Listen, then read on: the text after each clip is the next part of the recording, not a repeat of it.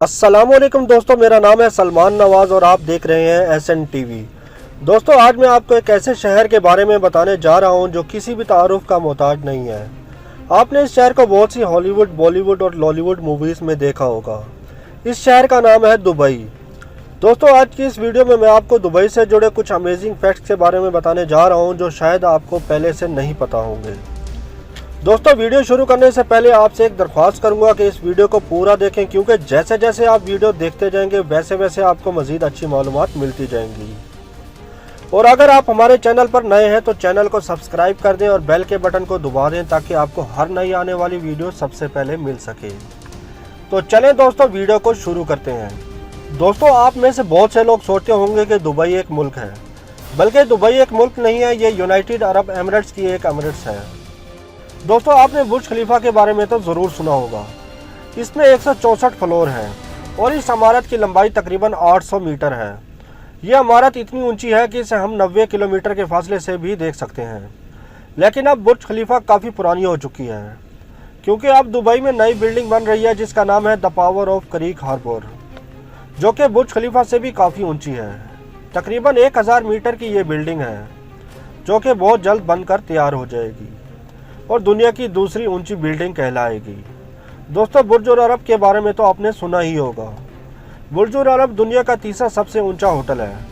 इसकी ऊंचाई 1053 फीट है और इसका एक दिन का किराया आप अंदाज़ा लगा सकते हैं कितना होगा।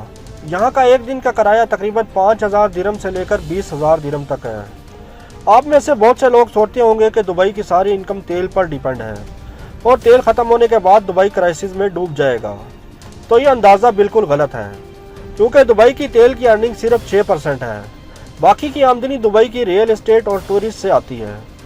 दुबई का पाम आइलैंड, जो कि पाम जुमेरा के नाम से मशहूर है, इंसानों का बनाया हुआ दूसरा स्ट्रक्चर है, जबकि पहला वॉल ऑफ चाइना है, जो कि स्पेस से दिखाई देता है। इस शहर में क्राइम 0% है, इसलिए इसे दुनिया का सेफेस्ट शहर भी माना जाता है। दुबई ऐसा शहर है जिसकी ग्रोथ दुनिया के किसी भी शहर से ज़्यादा है।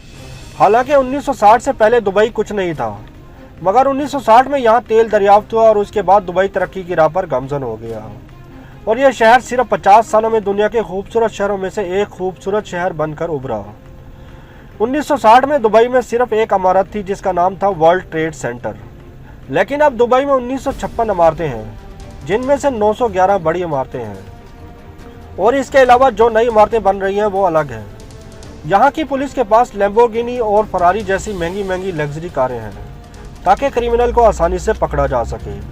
दोस्तों, दुनिया भर के लोगों को इनकम टैक्स देना पड़ता है, लेकिन यहाँ के लोगों को इनकम टैक्स नहीं देना पड़ता।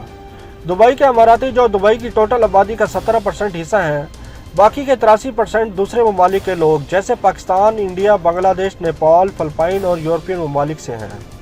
वैसे तो जानवर पालने का शौक़ बहुत से लोगों को होता है, लेकिन यहाँ के अमारातियों का शौक़ थोड़ा सा मुख्तलिफ है। ये लोग दूसरे जानवरों की निस्बत शेर और चीतों को पालना पसंद करते हैं। दुबई को सोने का शहर भी कहा जाता है। सोने का कारोबार यहाँ बड़े पैमाने पर होता है। दुबई में सोने की तकरीबन 350 दुकानें हैं और इन दुकानों में हर वक्त तकरीबन 10 से 15 टन सोना मौजूद होता है। दुनिया की सारी बेहतरीन कारें आपको दुबई में मिलेंगी। दोस्तों, दुबई के अरबपति और उनके बच्चे सोने की कारों में काफ़ी दिलचस्पी रखते हैं। दुबई में पानी से सस्ती कोल्ड ड्रिंक मिलती है। दुबई में ऐसी ATM मशीनें हैं जिनमें से सोना निकलता है। एक जर्मन कंपनी ने एक ऐसी मशीन बनाई जिसे गोल्ड ATM कहा जाता है। इसे सबसे पहले दुबई मॉल में लगाया गया। इस मशीन में से 24 कैरेट के सोने के बिस्कुट, ज्वेलरी जैसी अलग अलग चीज़ें निकलती हैं। इसका इस्तेमाल कैश और क्रेडिट कार्ड से भी कर सकते हैं। आपने डिज्नीलैंड के बारे में तो सुना होगा, लेकिन अब दुबई में बन रहा है दुबई लैंड, जो कि डिज्नीलैंड से भी 2 गुना बड़ा होगा। ये भी जल्द बनकर तैयार हो जाएगा। दुबई मॉल दुनिया का सबसे बड़ा मॉल है। यहाँ पर टोटल 1200 स्टोर हैं। दुबई रेगिस्तान के बीच में आबाद है, फिर भी आप दुबई मॉल में बर्फ़ की स्किन का मज़ा ले सकते हैं। इसके अलावा दुबई में 70 से ज़्यादा शॉपिंग सेंटर हैं, इसलिए दुबई को शॉपिंग कैपिटल भी कहा जाता है। जुम्मे की नमाज को देखते हुए 2006 से दुबई में वीकेंड सैटरडे संडे की बजाय फ्राइडे और सैटरडे कर दिया गया है।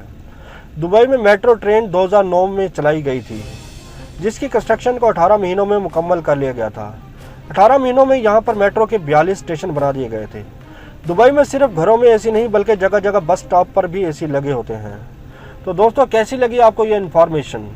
अगर अच्छी लगी तो इसे लाइक के साथ कमेंट करें, और अगर आप पहली बार हमारा चैनल देख रहे हैं तो सब्सक्राइब ज़रूर करें। मिलते हैं दोस्तों अगली वीडियो में, तब तक के लिए अल्लाह हाफिज़।